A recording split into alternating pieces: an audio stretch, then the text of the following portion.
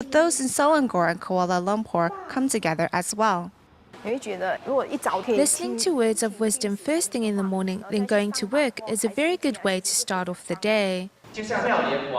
Like the Lotus Sutra, we are practicing our spiritual cultivation and sharpening our heart to follow the correct path. The host explains a little bit more about the origins of the Lotus Sutra so audience members get a better understanding and everyone is more determined to listen with a serene heart.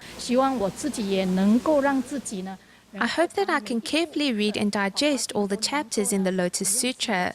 This way, I can accomplish things in a satisfactory way.